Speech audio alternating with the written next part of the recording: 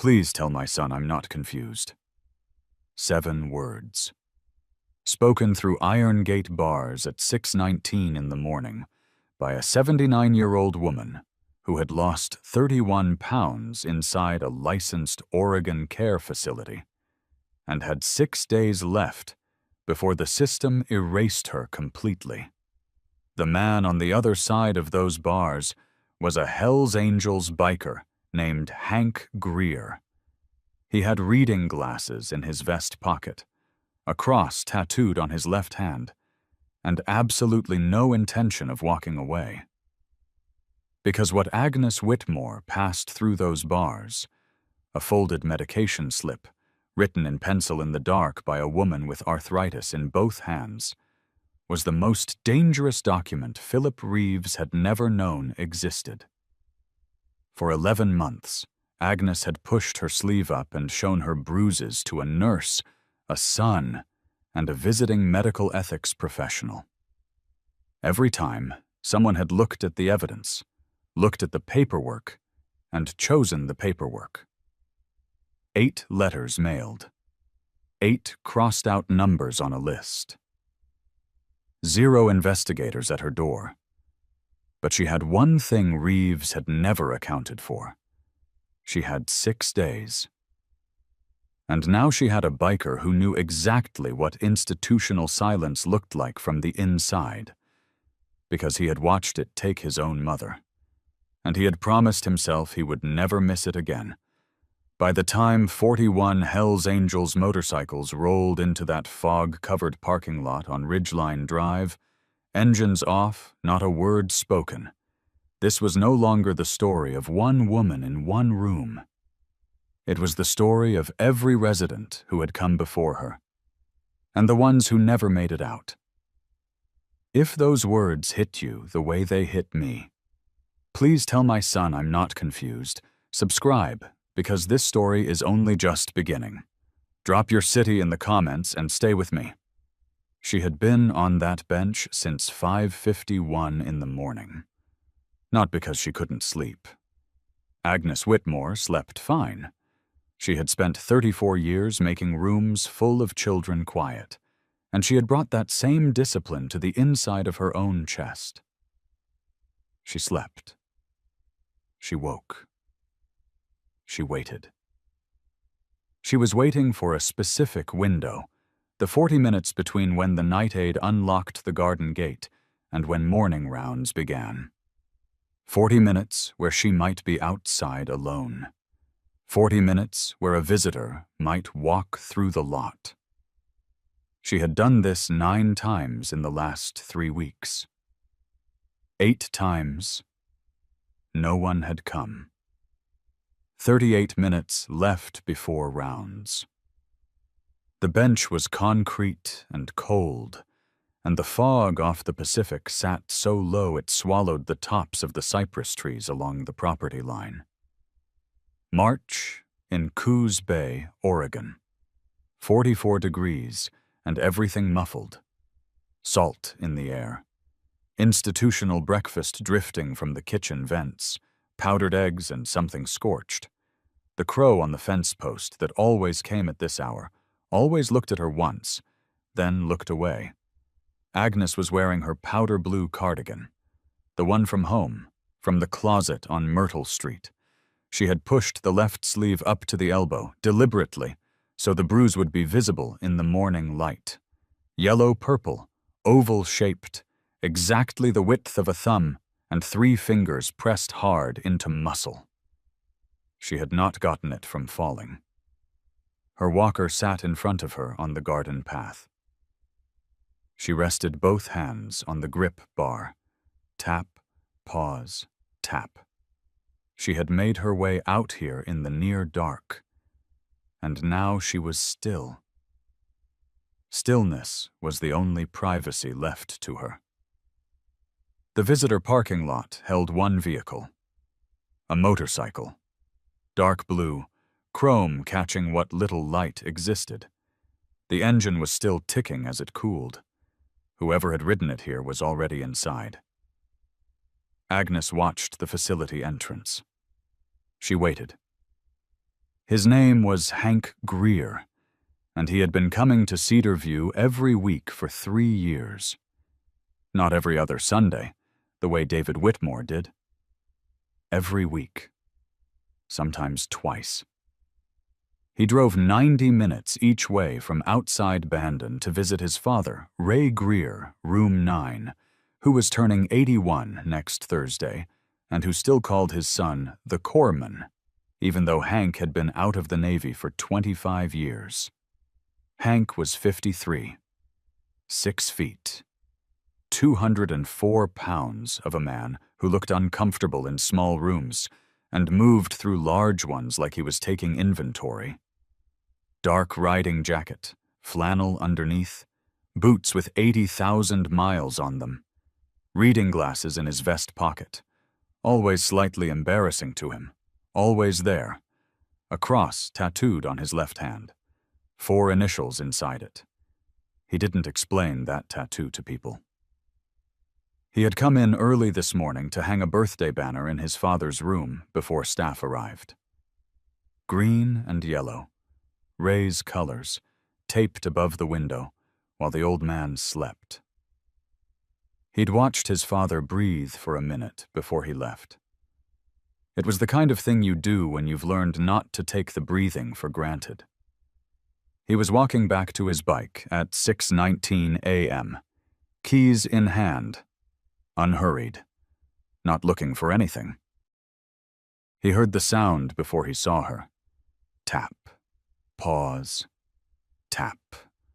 Walker tips on concrete, slow, deliberate, each step considered. He turned. There was a woman on the bench inside the gate.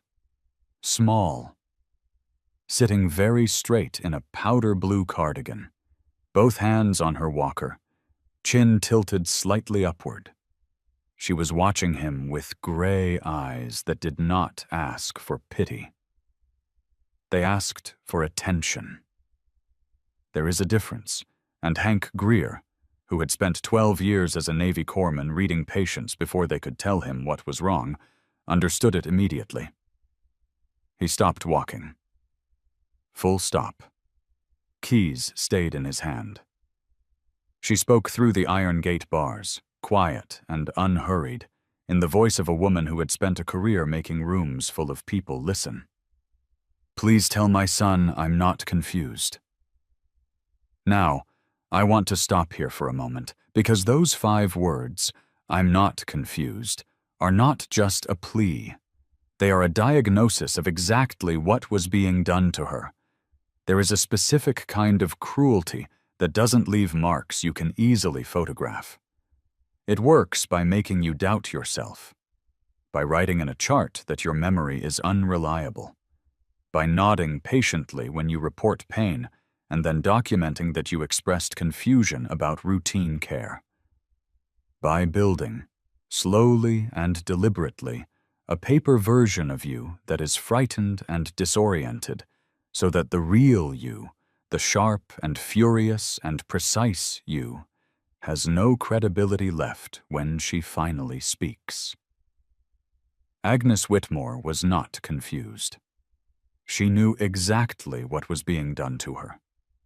And she had chosen her 7 words with the precision of a woman who understood that her most powerful weapon was the clarity of her own mind, and she was protecting it. If you are 55 or older, if you have a parent in a facility, if you have ever been the person responsible for making sure someone is safe, listen carefully to what comes next. Because this is not a story about somewhere else.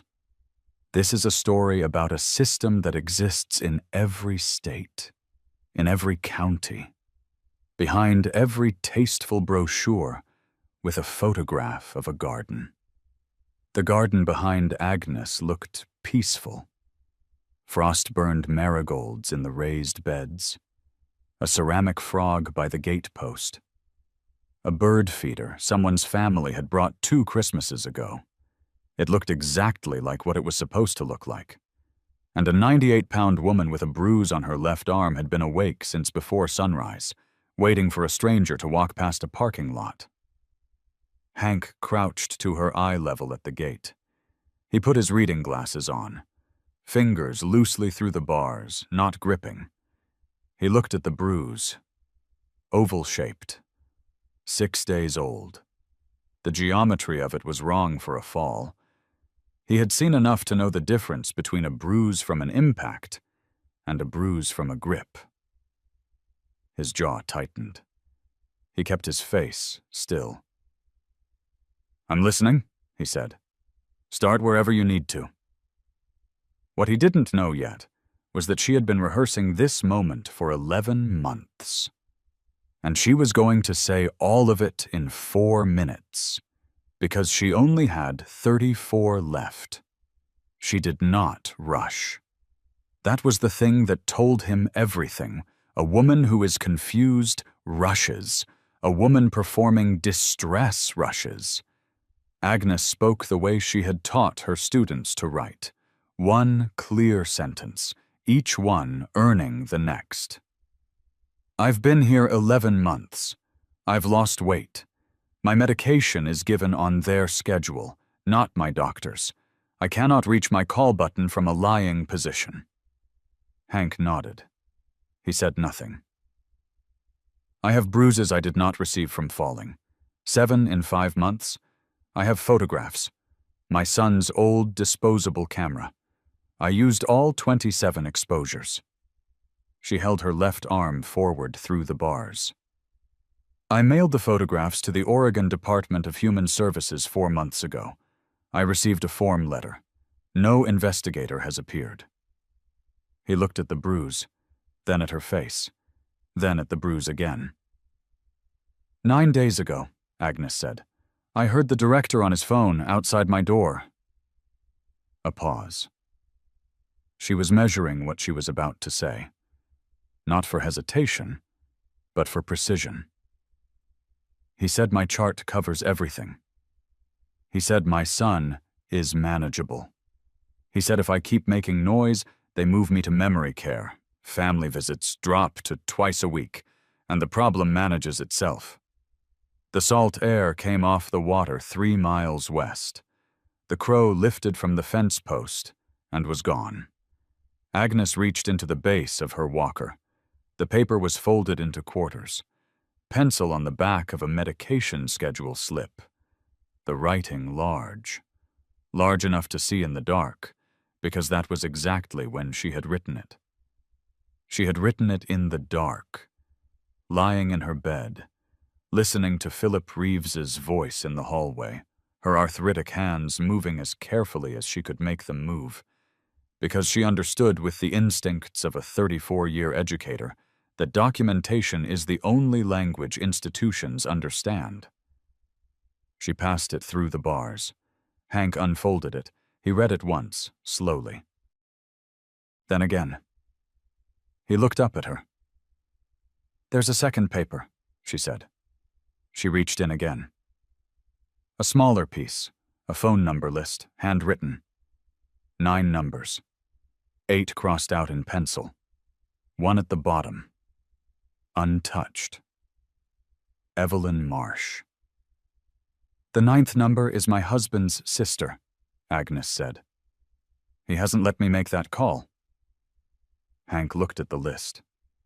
8 crossed out numbers. 8 people who received her and did nothing.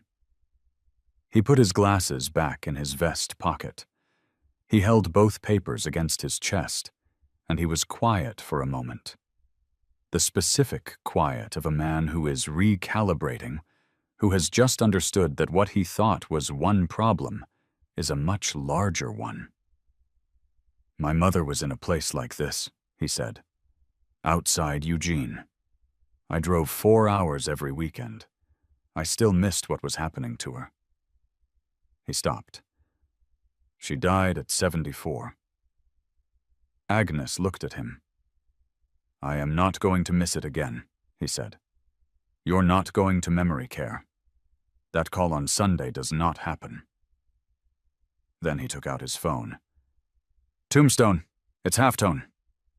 I need every brother within 60 miles at Cedarview on Ridgeline Drive in Coos Bay. Now. A pause. The weight of the demand settling on the other end. What's going on? Elderly woman, licensed facility, documented physical abuse, Medicare fraud, running 11 months, 6 days before the evidence gets buried inside the system. We're not waiting for the state to take their time on this one. Say no more. We're coming. The line went dead. And that was it. No questions about proof. No concerns about legal exposure. No debate about whether this was the chapter's business. Just 41 men who understood, without needing it spelled out, that some things cannot wait for the right forms to be filed. Because that's what Brotherhood meant when it actually meant something. Hank looked at his watch. 6:31 a.m. Here is something worth understanding before we go further. Because the word brotherhood gets used a lot, and it can sound like theater, like men in leather vests deciding they are more important than the institutions built to protect people. That is not what this was. What this was, and what you will see play out over the next 6 days, is what happens when a formal system, built with legitimate authority and genuine intention, is so thoroughly corrupted from the inside that it can no longer see what is right in front of it. Agnes had tried the system. The system had sent form letters. The system had let a visiting ethics professional look at a bruise, look at a chart, and choose the chart. The 41 men who were about to park their motorcycles in that fog-covered lot were not replacing anything. They were buying the time that the system, if it functioned correctly, would eventually need. They were the 40 minutes between the locked gate and the morning rounds. You might expect what came next to be loud. You might picture 41 motorcycles roaring up Ridgeline Drive, engines shaking windows, making a statement. That is not what happened. The first 4 brothers arrived at 7:48. 4 bikes rolling slowly into the far end of the visitor lot. Engines cutting off almost in unison. 4 men getting off without hurrying. No noise, no demonstration, just presence. By 8:15, 41 motorcycles were parked in that fog-covered lot. In formation. Silent. The only sounds were the HVAC system cycling on the roof and the Pacific 3 miles west, and the occasional quiet word between brothers checking in. 41 men standing in the coastal Oregon cold, not moving, not shouting. Waiting. Diesel, 33, youngest brother in the chapter, phone mount already on his jacket, was already documenting. Because 41 motorcycles in a fog-covered parking lot at 8:15 in the morning was going to be seen regardless. Better to control what it looked like. Ezra Vale stood at the front. Road name: Tombstone. 58 years old, with the kind of face that made insurance adjusters excuse themselves from rooms, and came directly from 11 years inside a system that had used documentation to do exactly what Reeves was doing to Agnes. He had come out of that experience with a paralegal certificate and a precise understanding of how institutional paperwork becomes a weapon. He knew which Medicare billing codes were fraudulent before the documents finished printing. He listened while Hank walked him through everything. The bruise, the list, the overheard conversation transcribed in the dark. The 6 days until Reeves made the memory care recommendation to David. Tombstone said nothing until Hank finished. Then, "Who else inside that facility knows?" That's when Hank told him about Darla Moss. Darla was 58 years old and had worked the overnight shift at Cedarview for 6 years. She drove 35 minutes each way from North Bend. She took care of her granddaughter on weekends. She was not a cruel person. 6 weeks ago, Agnes had shown Darla the bruise during a routine bed check. The bruise was still purple then, newer, darker, the shape of it unmistakable. Darla had looked at it. She had looked at Agnes. She had picked up the incident log. She wrote, "Resident reports discomfort. No visible injury noted. She had not slept properly in 6 weeks. Not the sleep that restores you. The other kind, where you go through the motions and the thing you wrote sits somewhere behind your sternum and won't move." She had been waiting, without quite admitting it to herself, for someone to come. She just hadn't been sure she had earned it. When Spectre knocked on Darla's door at 10:15 that morning, Spectre, 43, former family services caseworker, the one who had been reassigned off the Leonard Cousins complaint 3 years ago and had never stopped thinking about it. She answered before he finished knocking. Her hands were shaking before she said a single word. "I knew something was wrong," she said. I told myself someone else would handle it, someone with more authority than me." She pressed her lips together. She couldn't look at him directly. "She showed me the bruise. I saw it. I wrote that I didn't." She said it plainly. No excuse attached to it. Just the fact of what she had done and what it had cost her to carry. This was the thing about institutional abuse that rarely gets spoken aloud. It doesn't survive only because of one villain. It survives because of the 10 people around the villain who are not cruel, who are simply tired and underpaid and afraid of losing their jobs, who tell themselves that someone with more authority will handle it. Someone else will handle it. Not me. Darla Moss had told herself that for 6 weeks, and now she was going to tell Spectre everything she had seen since month 3. He sat down across from her. He took out a notepad. She talked for 45 minutes without stopping. Back at the gate, Hank crouched one more time to Agnes's eye level. "I need you to stay calm," he said. "Do everything you'd normally do. Don't tell anyone we spoke. Can you hold for 2 more days?" Agnes looked at him over her walker, the gray eyes of a woman who had been holding for 11 months. "I've been doing exactly that," she said, "since March of last year." He almost smiled, the specific, complicated almost smile of a man who is both moved and quietly ashamed that he hadn't found her sooner. "2 more days," he said, "and then you won't have to anymore." Her walker tips touched the concrete. Tap. Pause. Tap. Back up the garden path, through the door, into the facility that had spent 11 months deciding she wasn't credible. The door closed behind her.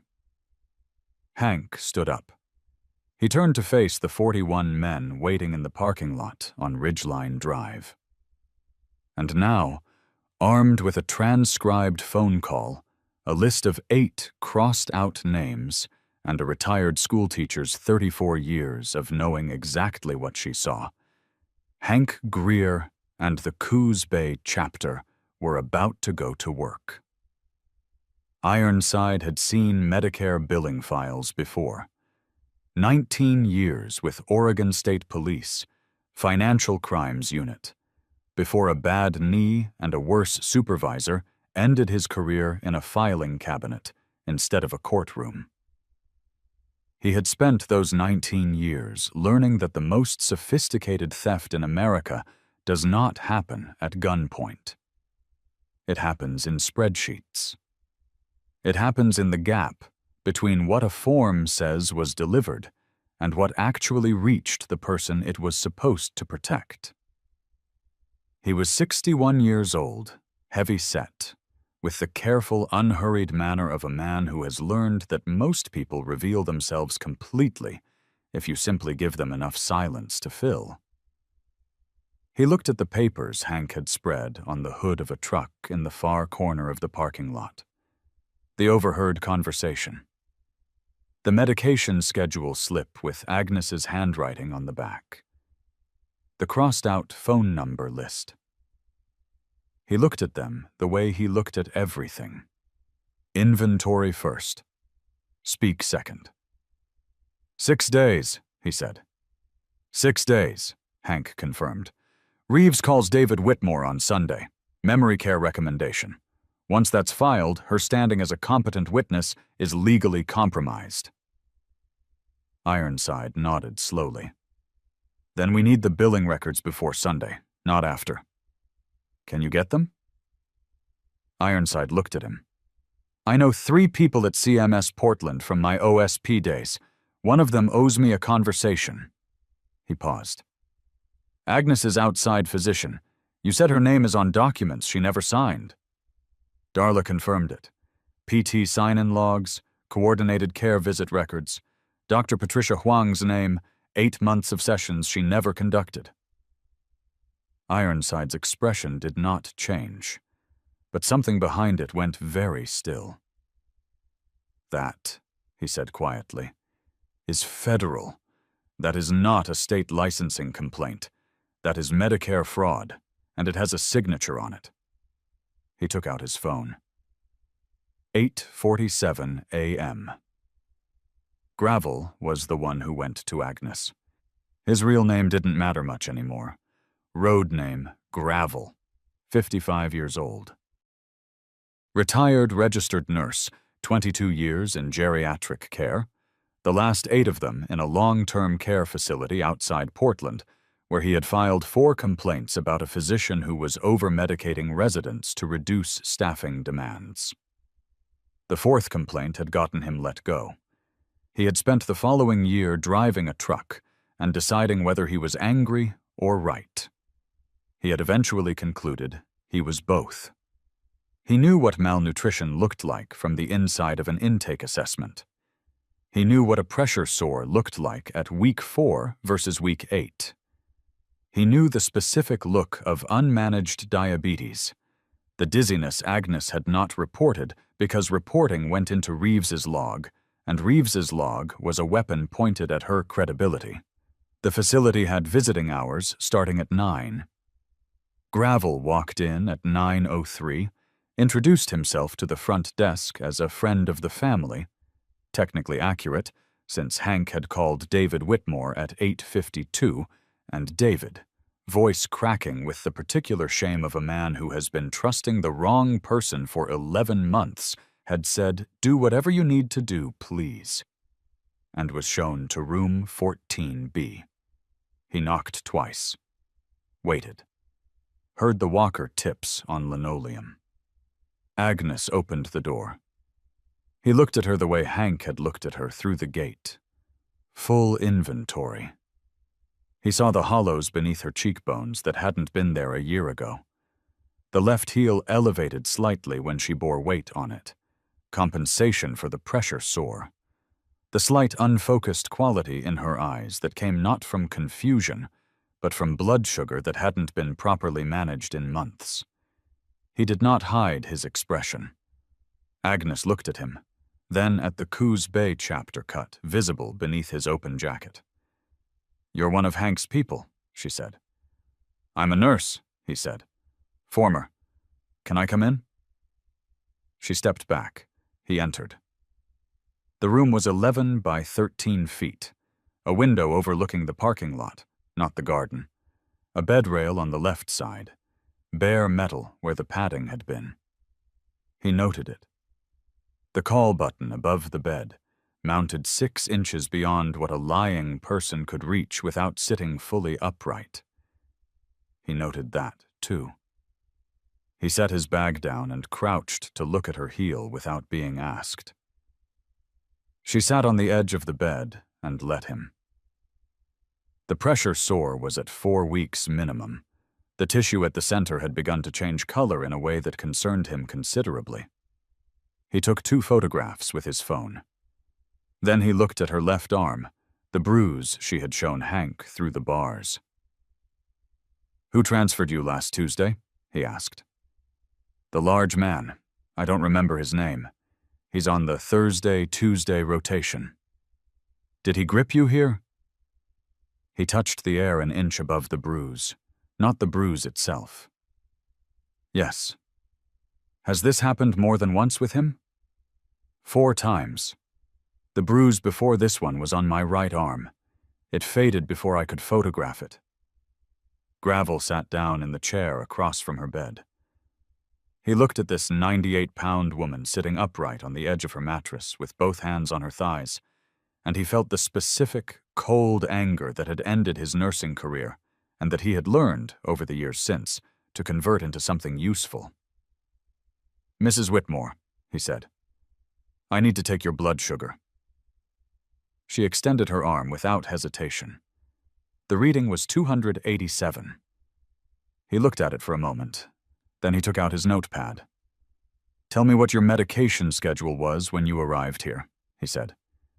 "Tell me exactly." She told him. 30 minutes of exact, sequential memory. Dosages, timing, the specific changes that had been made in month 6 without notification to her outside physician. The diction of a retired schoolteacher who had spent 34 years understanding that precision is kindness. When she finished, Gravel looked up from his notepad. "You are not confused," he said. Agnes held his gaze. "No," she said. "I am not." Room 14. B. Looked like what a care facility room is supposed to look like. Pastel walls, a photograph of a garden taped near the window, a small shelf with 3 books, and a ceramic cat someone's grandchild had made in art class. And beneath the mattress, taped to the bed frame in a plastic sleeve, because Agnes Whitmore had not survived 11 months by being careless, was a second medication schedule slip. The original. The one from the month before Reeves had altered the protocol. Dated, her outside physician's prescription printed at the top. She handed it to Gravel. He looked at it, then at what was currently being administered according to the log sheet on her door. The differences were not minor. Tombstone set up the war room in the back room of a Coos Bay Chapter Associates garage on Industrial Avenue, 7 minutes from Ridgeline Drive. Folding tables, 2 laptops, a whiteboard Diesel had found in a recycle bin behind an office supply store and wiped clean with a t-shirt. By 11:30 a.m., what they had assembled on that whiteboard was the following: 11 months of Agnes Whitmore's medical records, obtained by Gravel through Dr. Patricia Huang's office. Dr. Huang, Agnes's outside physician, who had not seen Agnes in 5 months, and whose name appeared on 8 months of coordinated care visit documentation she had never written, who had been reached at 10:20 a.m., and whose voice, when Ironside finished explaining, had gone so quiet the line sounded dead. A Medicare billing summary, pulled by Ironside through his CMS contact, showing $4,200 billed monthly per resident for services including physical therapy, specialized nutrition programs, and coordinated physician care. Cross-referenced against PT sign-in logs showing 3 months of actual sessions out of 11 billed, $41,200. Agnes Whitmore alone, 11 months. Diesel pulled records for 12 additional residents showing identical billing patterns. The whiteboard number grew. Then Spector walked in from his interview with Darla Moss. He set his notepad on the table. "She gave me 14 incidents," he said. "Dated, specific. She's prepared to make a formal statement." He looked at Tombstone. "And she gave me a name. Leonard Ray Cousins." The room went quiet. Tombstone said, "The previous resident. Died 14 months after admission, March 2020 to May 2021. Admitted, same pattern, documented cognitive decline added to chart at month 4, memory care recommendation at month 7, dead at month 14. Spector paused. Sandra Cousins filed a complaint with Oregon DHS in June 2021. The investigator who received it was reassigned 3 weeks later. Case marked inconclusive. He let that land. The investigator who received it, he said, was me. Nobody spoke. The refrigerator in the corner hummed. Somewhere outside, a motorcycle idled and cut off. Every man in that room understood, without saying it aloud, that they were not simply trying to get Agnes Whitmore out of room 14B.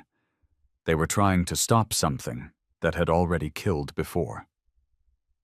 What he'd thought was one man's operation, that was the thing he'd gotten wrong. Ironside leaned over the laptop.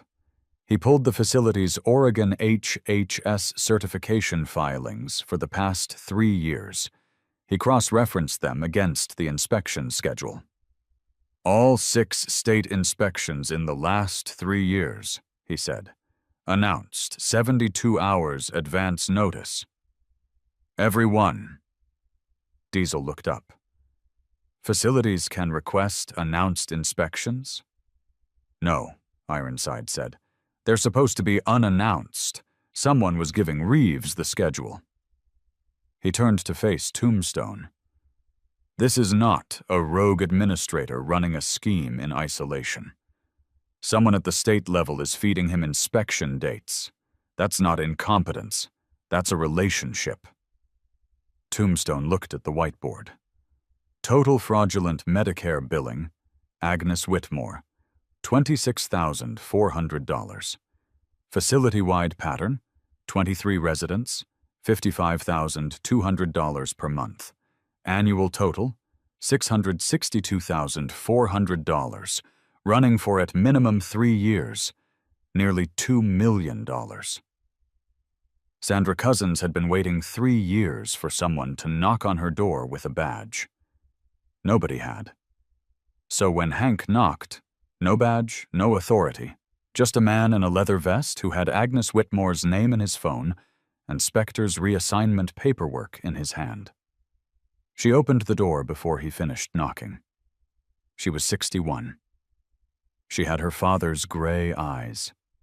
She had a filing cabinet in her spare bedroom that she had organized and reorganized so many times over 3 years that the folder labels had worn soft at the edges from handling. She put the files on the kitchen table. I've been adding to this since June 2021, she said. Her voice was flat, in the way voices go flat when they have expressed the same thing too many times without being heard. My father lost 28 pounds in his last 6 months. They documented it as natural progression of dementia. She stopped. He didn't have dementia when he went in. He had a broken hip. She opened the first folder. Month 4, they added cognitive impairment to his chart. The assessment was done by a contracted psychologist. 22 minutes. My father told me afterward that he hadn't known what the appointment was for. She looked up. Same psychologist, different patient. Same 22 minutes. What she didn't know, what she had spent 3 years unable to prove, was that the contracted psychologist's license renewal had been processed through a state board committee on which Philip Reeves served as an advisory member. Spector knew. He wrote it down. My father died in May 2021, Sandra said. The death certificate says cardiac event secondary to advanced dementia. The physician who signed it was the same one who did the cognitive assessment. She placed the last folder on the table. I've been waiting for someone to care enough to look at this, she said. Her voice broke for exactly one word, care, and then steadied. 3 years. That was the part that made Hank's chest heavy. Not Reeves. Reeves was comprehensible, a man who had made a calculation and kept making it because no one stopped him. This was harder. This was a daughter who had done everything right and been made to feel like the problem. Philip Reeves was eating lunch at his desk at 12:47 p.m. when Tombstone walked into the administrative suite at Cedarview with Ironside beside him and a folder under his arm. The receptionist stood up. Tombstone showed her 2 pieces of paper: David Whitmore's written authorization for independent assessment, obtained by phone at 8:52 a.m., and a copy of Oregon's Long-Term Care Resident Rights Act, Section 4, which specifies the right to independent medical evaluation and outside advocacy. He had printed it at the associate's garage on a printer Diesel had sourced from somewhere. The receptionist called Reeves. Reeves came out in his pressed slacks and his facility-branded polo, silver hair precise, rimless glasses settled, the warm and measured expression of a man who had handled concerned family members and state inspectors and advocacy groups for 14 years and had never once been wrong-footed by any of them. He looked at Tombstone. He looked at Ironside. He looked at the folder. He smiled. "Gentlemen," he said, "I'm happy to speak with you. Why don't we go to my office?" They went to his office. Tombstone placed the billing summary on the desk. Reeves looked at it. His shoulders dropped, not from tension but from practiced ease. Palms up, head tilt, the approachability signal. He had done this for 14 years, and it had always worked. "I understand why this might look concerning at first glance," he said. "Billing in a facility of this complexity requires codes that don't always translate cleanly to—" "How long has Dr. Patricia Huang's name been appearing on coordinated care visit records for residents she has not visited?" Ironside said. Reeves paused for exactly 1 second. The smile stayed, but something behind it had moved. "Dr. Huang is part of our coordinated care network. The documentation reflects signatures," Ironside said. "Dr. Huang has reviewed the records we sent her this morning. She has confirmed that 8 months of entries bearing her name describe visits she did not conduct." Reeves sat back. The smile became something slightly different, still functional, but recalibrated. "I would strongly recommend," he said, "that before anyone proceeds further, you consult with the facility's legal representation. Because what you're describing, the presence of outside parties in an administrative capacity, contact with medical personnel, the nature of these documents—" He straightened his glasses. "I want to be clear about the exposure this creates. For everyone in this room. Our attorneys have handled situations like this before, and I can promise you that the outcome is not typically favorable for the parties who—" "The FBI's Portland field office," Tombstone said, "has an open case on Medicare billing irregularities in Coos County care facilities. They've had it open for 14 months. The word FBI is a different kind of word than attorney or exposure or legal representation. It does not create room to maneuver. It creates a different kind of silence." Reeves's hands, which had been open on the desk, closed. "That has nothing to do with—" "They hit a wall," Tombstone said. "They built a financial trail. They didn't have the physician documentation. They didn't have the inspection schedule leak. They didn't have Leonard Cousins." He paused. "Now they do." Reeves looked at the folder. Then he said something he had clearly not intended to say. "I was careful," he said. "I was so careful." It came out flat. Not a defense, just a statement from somewhere underneath the performance, from the place where a man lives who has spent years believing that careful is the same as safe. Tombstone looked at him for a moment. "Mrs. Whitmore was more careful," he said. There was a second person to see. Not Reeves. Reeves had a lawyer calling within 15 minutes and would say nothing further. The second person was a man named Gerald Purdy, 54, Assistant Regional Director for the Oregon Department of Human Services Long-Term Care Division. The man whose office had received Agnes's letter in month 7 and sent a form letter in response. The man whose signature appeared, Ironside had found, on 6 of the last 8 approved inspection schedule notifications for Cedarview. The announced inspections. All of them, the ones that should not have been announced. Ironside drove to his office on Commercial Avenue. Gerald Purdy was a careful man. Mild. The kind of person you could sit next to in a waiting room for an hour without remembering him afterward. He had worked in state government for 22 years and had never filed a complaint or raised his voice or done anything that could be characterized as misconduct if you looked at any single action in isolation. If you looked at the pattern over 3 years, the inspection schedule approvals, the reassignment of the cousin's complaint investigator, the letter Agnes received in response to documented photographic evidence, a different picture emerged. When Ironside laid the inspection approval documents on his desk, Gerald Purdy looked at them for a long time without speaking. Then he said, "I want to make clear that I'm going to stop you there," Ironside said. He sat down across from him. He had the unhurried manner of a man who has learned that silence, given enough room, fills itself. "I am going to ask you one question, and you are going to tell me everything from the beginning without gaps. Or I make one call, and you answer to people with considerably less patience than I have right now." Gerald Purdy looked at the documents. He began talking at 2:13 p.m. He stopped at 3:41. He told Ironside about the 3 lunches with Reeves over 18 months. The framing of it, coordination between facility management and regulatory oversight to ensure inspections were efficient and non-disruptive. The way it had seemed, at first, like a reasonable professional relationship.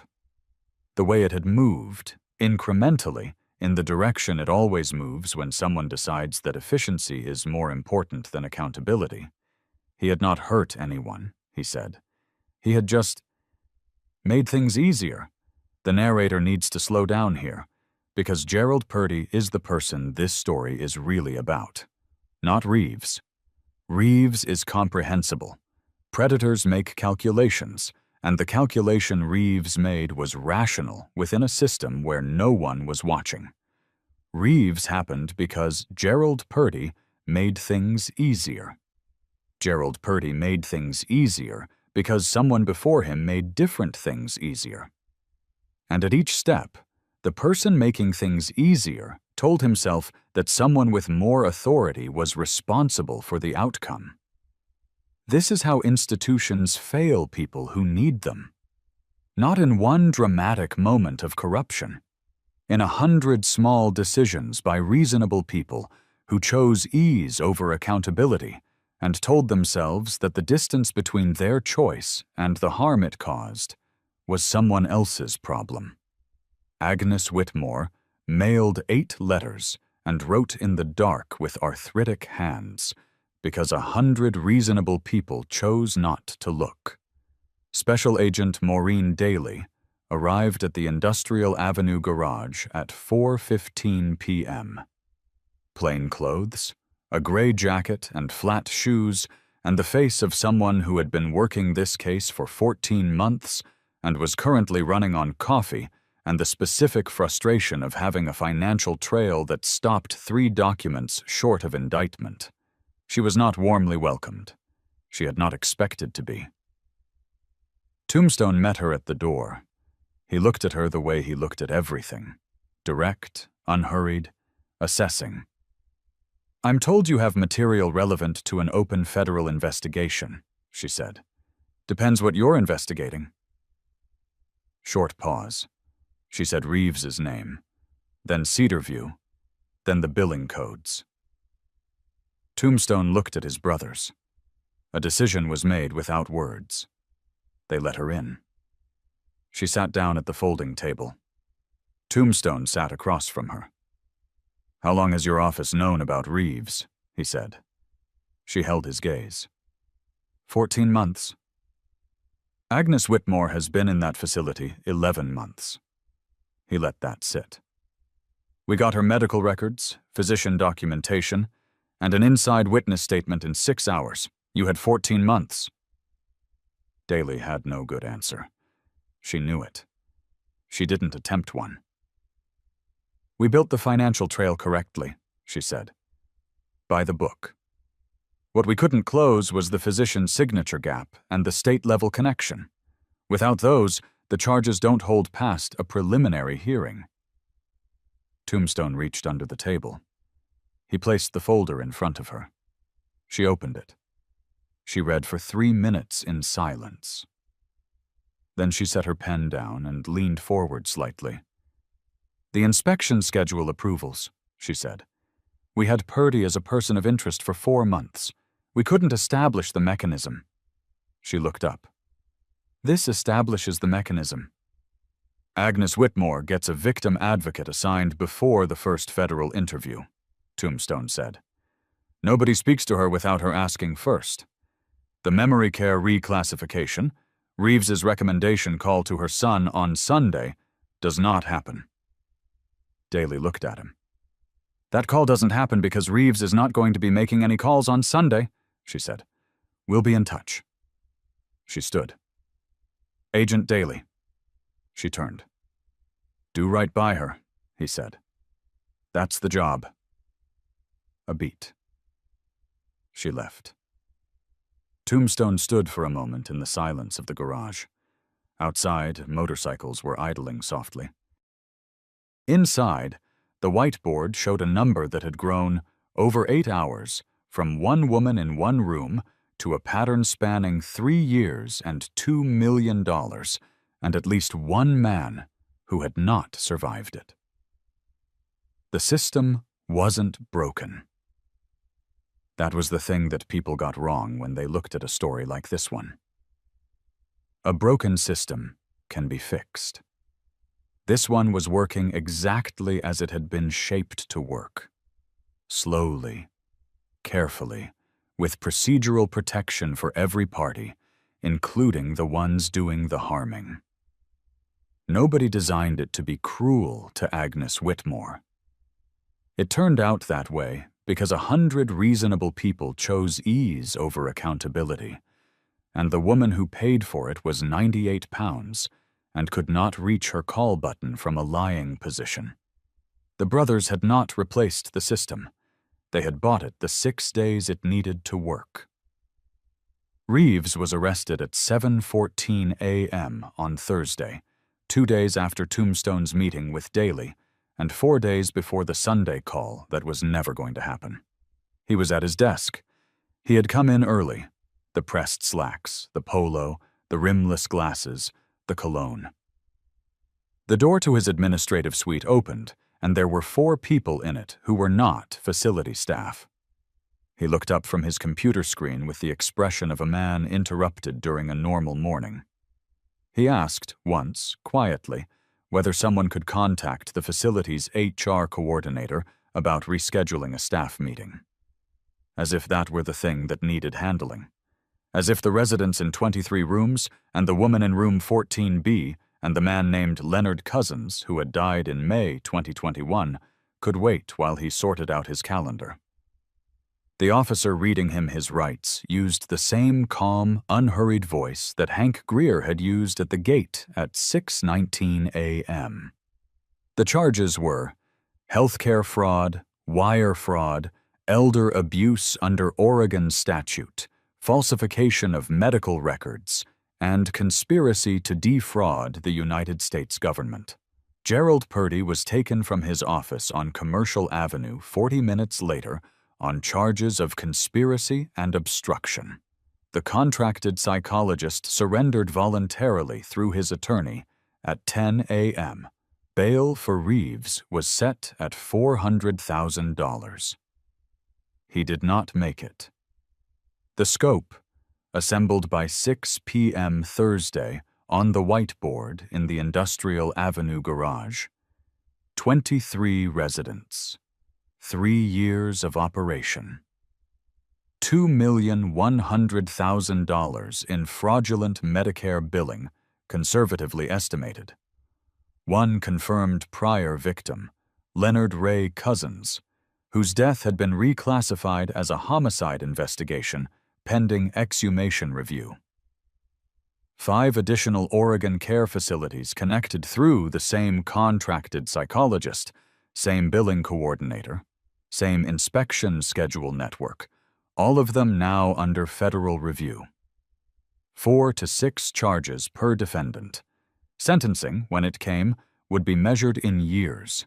6 people who knew and had said nothing were now cooperating with federal investigators. And in room 14B at Cedarview Memory and Assisted Living, a 98-pound woman with a pressure sore on her left heel and blood sugar of 287 and a bruise on her left arm that she had not gotten from falling was sitting on the edge of her bed, reading a novel by the window overlooking the parking lot. She had read 20 pages. Her son's car was in the lot. He had driven 4 hours from Portland and arrived at 9:30 a.m. and stood in her doorway for a moment before he could speak. She had looked at him over her reading glasses. "David," she said, "come sit down." And David Whitmore, 54 years old, who had trusted the paperwork over his mother's word for 11 months, and who had driven 4 hours with his hands tight on the wheel and his jaw aching, sat down beside her on the bed and pressed his face into his hands. She put her arm around him. She let him stay there as long as he needed. The discharge papers were signed on a Friday morning, 9 days after Agnes Whitmore had sat on a concrete bench in 44-degree fog and passed a folded piece of paper through iron bars to a stranger. Gravel drove her. He had brought a wool blanket for the back seat. Coastal Oregon in March. The heater in his truck ran warm, but she had been cold for 11 months, and he was not going to let her be cold in his vehicle. He had also brought a thermos of tea. Not facility tea, the kind that comes from a bag dropped in lukewarm water and tastes like the idea of tea. Real tea, steeped 4 minutes, with honey, because Darla Moss, who had given her statement to federal investigators on Wednesday and slept properly for the first time in 6 weeks on Wednesday night, had told him that Agnes took her tea with honey, had always taken it with honey, and that the facility had stopped providing honey in month 4 as a cost reduction measure. Agnes got into the back seat without help. She was still using the walker. The heel was healing. Gravel had arranged a wound care specialist at Coos Bay Regional for the following Tuesday, and Dr. Patricia Huang, whose name had been forged on 8 months of records she never wrote, had driven to Cedarview personally on Thursday morning and spent 2 hours with Agnes recalibrating her medication protocol. The blood sugar, properly managed, would stabilize within 10 days. The weight would come back more slowly, but it would come back. Agnes settled into the seat. She wrapped the blanket around her legs. She picked up the thermos. She took a sip of tea. She looked out the window as the facility on Ridgeline Drive got smaller behind them. She did not look back at it. The housing was on Myrtle Street. Not the same house. Her house on Myrtle Street had been rented in her absence, David managing the paperwork from Portland while she was at Cedarview, a practical decision that had made sense 11 months ago and that David had not mentioned to her since Wednesday, because there was a limit to how much a person could carry at one time. But it was the same street. The chapter had found the rental through a Coos Bay associate whose mother-in-law had moved to her daughter's house in Medford and left a 2-bedroom bungalow sitting empty. First 3 months' rent, $4,100 raised by the chapter in 18 hours through a quiet call to 7 other Oregon chapters. No announcement, no fundraiser page. Just brothers calling brothers because Tombstone had asked once, and that had been enough. Brimstone had handled the arrangement. 67 years old, the club elder, the one who had sat with David Whitmore at a diner table on Wednesday morning and told him, gently, everything that 11 months of trusting the wrong paperwork had cost his mother. Brimstone had a way of delivering terrible information that did not diminish the person receiving it. He had done it for 40 years, for families and brothers and strangers, and he had learned that the most important part was not softening the blow, but sitting with the person afterward, for as long as they needed, until they could breathe again. David had needed about an hour. Brimstone had stayed for 2. The key to the Myrtle Street bungalow was on a small ring with a ceramic tag. A sunflower, yellow and white, the kind you find in a tourist shop. Brimstone had picked it up at the gas station on his way over because the bare key ring had felt insufficient for the occasion. He handed it to Agnes in the doorway. She looked at the sunflower tag for a moment. "Yellow," she said. "I wasn't sure what color," he said. "Yellow is correct," she said. She stepped inside. The bungalow smelled like someone else's house. That particular combination of unfamiliar soap and closed windows. Agnes stood in the small living room and took inventory the way she had always taken inventory. Deliberately, without rushing, noting what was present and what was not. Present. A sofa, a kitchen table with 2 chairs, a bed with clean linens, a lamp, afternoon light coming through the west window in a bar across the floor. Not present. Her garden. Her cat. Biscuit, who was living with a neighbor's daughter and reportedly doing fine. The ceramic bowl she kept by the front door on Myrtle Street for 31 years, where Harold's keys used to go. Harold, who had been gone for 4 years now. Harold, whose sister Evelyn was the 9th number on that list. She put her walker against the wall. She sat down at the kitchen table. There was a phone on the table. A basic model. Charged. Hank's number already in it. Her son's number. Dr. Huang's number. And one number Hank had tracked down himself. Evelyn Marsh in Roseburg, who had not heard from Agnes in 11 months, and who, when Hank called to warn her that Agnes would be calling, had said nothing for 4 seconds, and then said "thank God" in a voice that did not need further context. Agnes looked at the phone for a moment. Then she picked it up. She dialed the 9th number. It rang twice. "Agnes?" Her shoulders dropped half an inch. The same way Harold's had at the table in the diner in the competitor's story, that specific surrender to safety, the letting go of the held breath. She sat very straight in the chair, the way she always sat, chin level, and she said, "Evelyn, I have some things to tell you. I want to say all of it, and then I want to hear about your garden. And then I want you to come and see me as soon as you can manage it."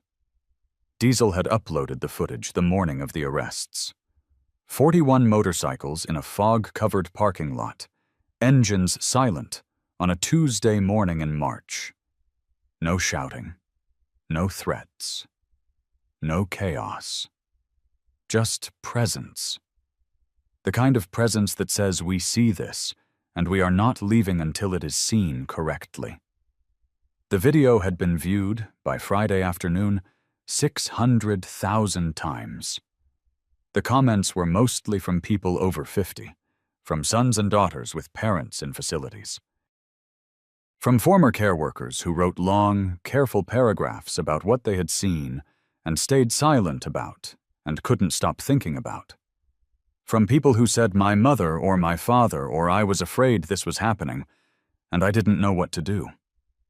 Diesel read every comment for 3 hours, and then had to stop because it was making him feel something large and complicated that he hadn't yet found the right vocabulary for. He was 33, the youngest brother in the chapter. He had joined because of Tombstone, who had known his father, and he had stayed because of the thing he kept seeing the brothers do that he could not find anywhere else, the specific, unhurried willingness to sit with a hard thing and not look away from it. He put his phone in his pocket. He went to help Gravel carry groceries into the Myrtle Street bungalow. The medical visit happened on Tuesday of the following week. Gravel sat in the waiting room of Coos Bay Regional's Wound Care Clinic with a paperback he did not read. He had brought Agnes a granola bar for the wait, the specific kind with the chocolate chips, because he had asked David what kind she liked, and David had said the one with the chocolate chips. She's had them since we were kids, with the voice of a man assembling, piece by piece, the person his mother was when nobody was managing her.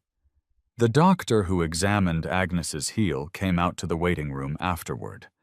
She was in her 40s, with the careful manner of someone who has spent a career delivering information that is both accurate and bearable. She looked at Gravel, this large, quiet man in a worn jacket with a granola bar wrapper on the chair beside him. She said, "The wound is responding. We caught it before the tissue damage became irreversible." She paused. "Thank you for getting her here when you did." Gravel nodded. He didn't say anything. He picked up his paperback and turned to the page he hadn't read. The first safe meal was scrambled eggs. Agnes made them herself, on the second morning in the Myrtle Street bungalow, standing at the stove in the kitchen with the west window letting in early light. She had a proper pan. Brimstone had left a bag of kitchen basics on the counter, the practical attention of a man who had been doing this long enough to know that the first thing a person needs after being kept is the ability to make something for themselves. She scrambled the eggs slowly, the way she had always made them, with butter and a little too much pepper. She made toast. She poured tea from a pot, not a bag. She sat down at the table.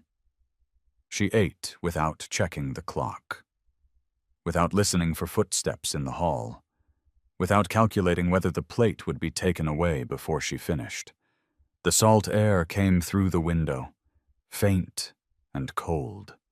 The morning light moved across the table in the slow way it moves in March on the Oregon coast.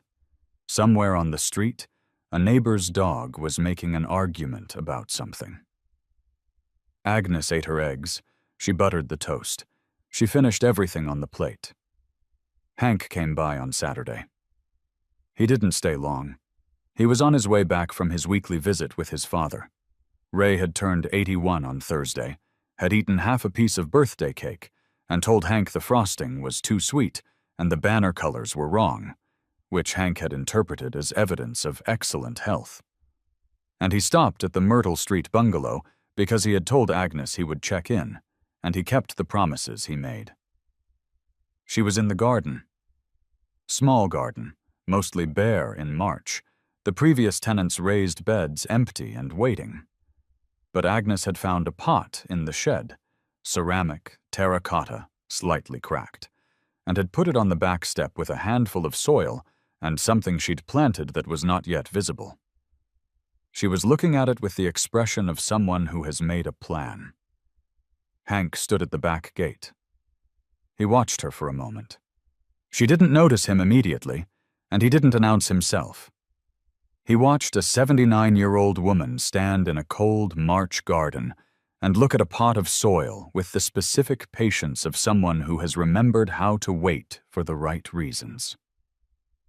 Then she turned and saw him. "Hank?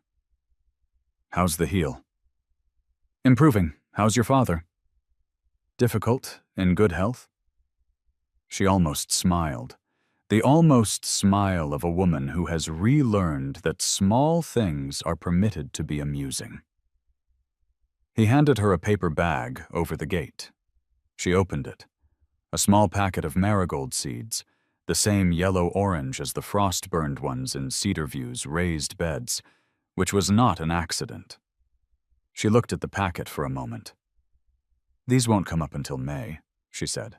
"I know." "But they'll come up. They'll come up," he said. She put the packet in her cardigan pocket. He left. He put his helmet on. He started the engine. He rode. He didn't think about whether he had done enough, or whether he had done it for the right reasons, or whether the outcome justified the method. Those were the wrong questions. He had learned, over the years, and the cases, and the brothers, and the funerals, and the rooms where he had sat with people whose faces he still carried, that the right question was simpler and also harder.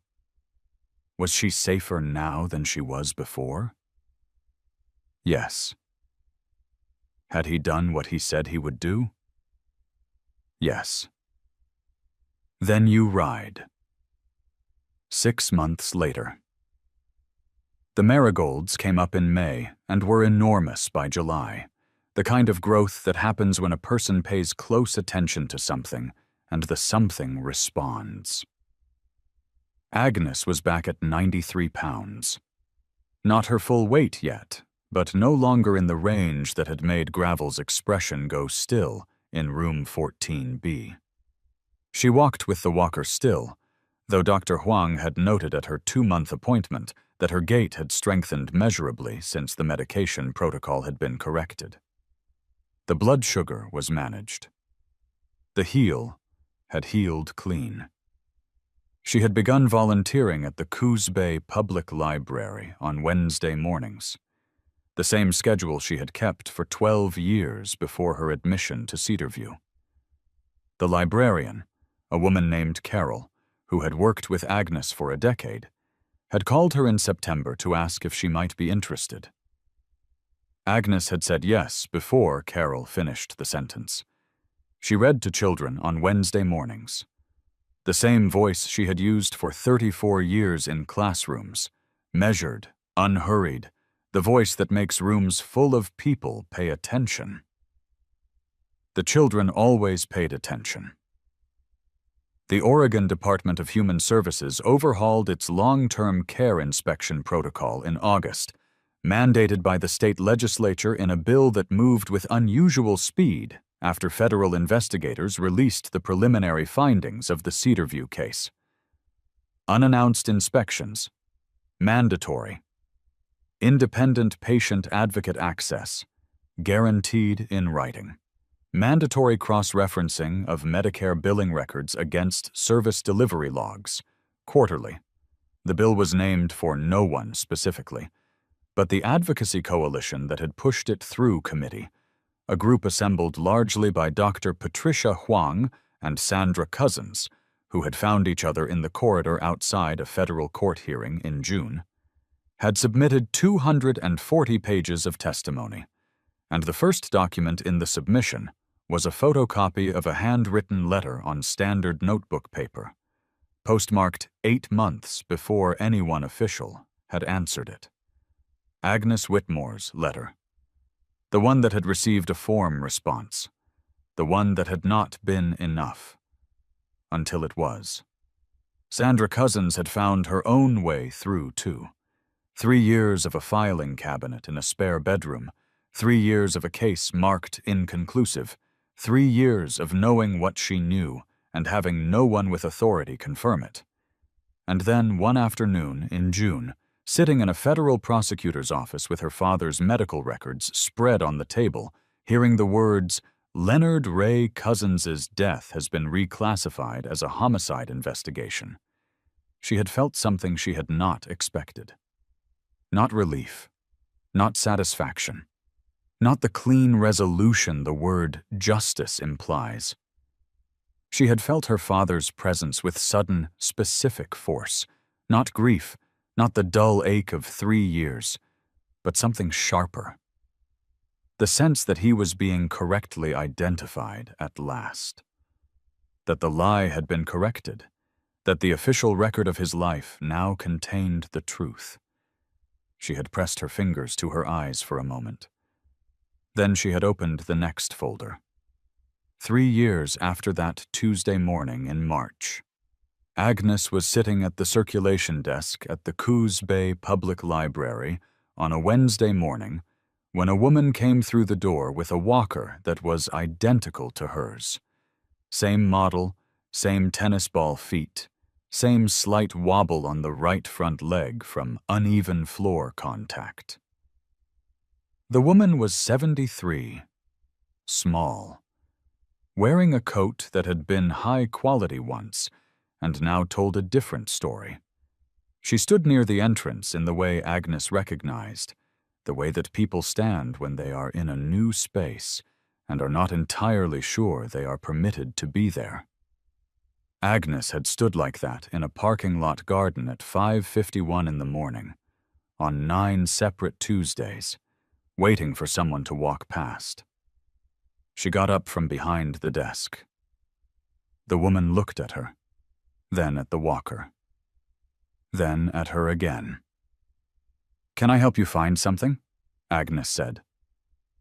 The woman pressed her lips together. She had the eyes of someone who had been trying to say something difficult for a long time and had not yet found the right person to say it to. Agnes recognized that too. "Come sit down," she said. "I'll make you some tea." She did not say, "Are you all right?" or "Is something wrong?" or any of the other openings that give a person room to say, "No, I'm fine. Never mind." She said, "Come sit down," because that is what you say when you understand that the thing a person needs first is somewhere to be. The woman came. They sat at the small table in the reading corner, the one with the low lamp that made the light feel private. Agnes put her hands on the table, both of them, and she looked at this woman with the gray eyes that were still sharp and still noticed everything. The eyes that Philip Reeves had tried for 11 months to write out of her chart. And she waited. After a moment, the woman began to talk. Hank Greer kept a folder on his phone. He had started it the night after Agnes moved to Myrtle Street. He had not decided to start it. He had simply taken out his phone while sitting in the parking lot of a gas station outside Bandon and opened a new folder, and the name had come to him without consideration. He called it The Ones We Kept. It had, over 3 years, accumulated 47 photographs, some from Diesel's documentation, some sent by family members months after the fact. A birthday party, a first day of school, a woman standing in a garden with an enormous arrangement of marigolds, looking at the camera with the expression of someone who has recently remembered that she is the same person she always was. He scrolled to that photograph sometimes, not often. When the drive back from Ray's felt long, or when the thing he was carrying needed to be balanced against something else. He thought about his mother sometimes, in those moments. The facility outside Eugene, the 4-hour drives, the thing he had missed until it was too late. He had never fully forgiven himself for that, and he did not think he needed to. It was not the kind of thing you resolved. It was the kind of thing you carried differently over time, the weight redistributing itself as you figured out what to do with it. What he had figured out was this: you cannot go back. You cannot unmiss what you missed or unlose what you lost. But you can pay attention now differently. You can stop at a gate when a voice comes through it. You can put your reading glasses on because a list like that deserves to be read properly. You can make a call at 6:31 in the morning because 6 days is not enough time. And also it is exactly enough time if you do not waste it. He did not talk about his mother to many people. He had told Agnes at the gate, in the fog, because something in the way she held herself had asked for the truth and not the performance of competence. He thought she had understood. He thought she had offered him something in that exchange that she had not needed to offer. The dignity of being trusted with her most dangerous secret. The folded paper. The crossed-out list. She had given that to him not because he was the best available option, but because he was the one who stopped. 7 people had walked past a man with a limp in a competitor's story. 8 numbers had been crossed out on a list, tucked in the base of a walker. The question was never whether the right person was available. The question was whether the person available chose to be right. He closed the folder. He started the engine.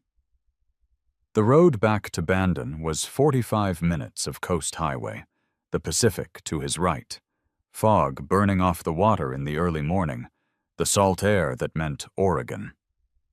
He had ridden this road so many times, he no longer counted. He rode it because his father was there, and because it was the kind of road that made it easier to think clearly, and because sometimes the movement itself was enough. He pulled onto the highway. Behind him, Coos Bay got smaller. Ahead of him, the road stretched open and wide. If you have ever sat in a waiting room with a folder full of documentation and been told there is nothing to be done right now, this story is for you.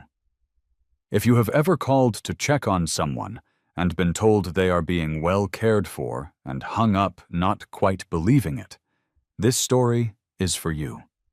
If you are the person in room 14B, or if you love someone who might be, or if you are the David Whitmore in this story who trusted the paperwork over the person, this story is especially for you. Because David Whitmore is not a villain. He is every one of us who has been busy and tired and willing to believe the official version because the alternative is too frightening to hold. Here is what Agnes Whitmore's story teaches that does not fit on a poster. The system that failed her was not designed by people who wished her harm. It was shaped, over time, by 100 small decisions made by people who were tired and underpaid and afraid, who chose ease over accountability, and who told themselves that the person responsible for protecting the woman in room 14B was someone with more authority than them. And that person told themselves the same thing, all the way to the top. Which means the system changes, and does change, and has changed, not when someone with authority finally acts, but when the next person in the chain decides not to look away. You do not need 41 motorcycles to do that. You need one conversation where you say, "I see you. I believe you.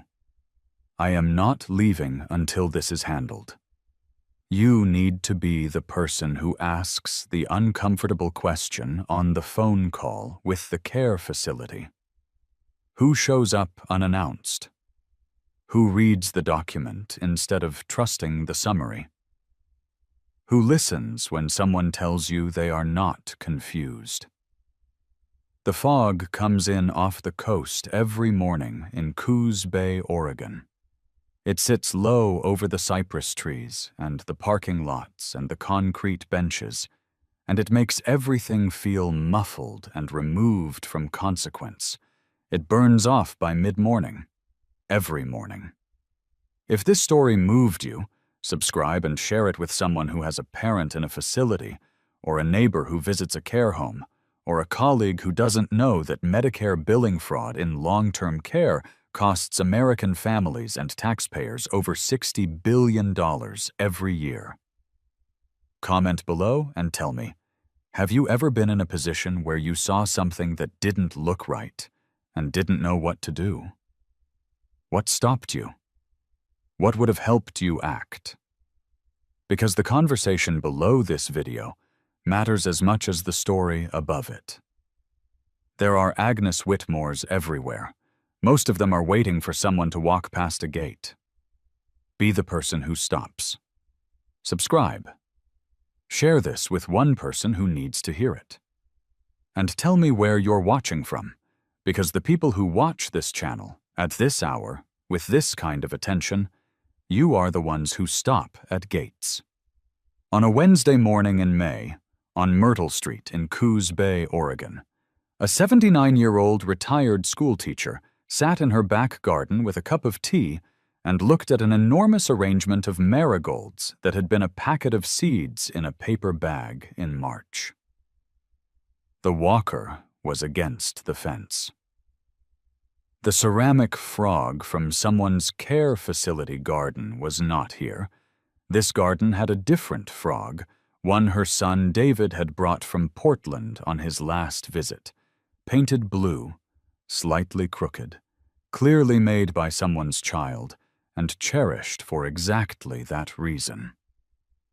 The list was on the kitchen table. She had not thrown it away.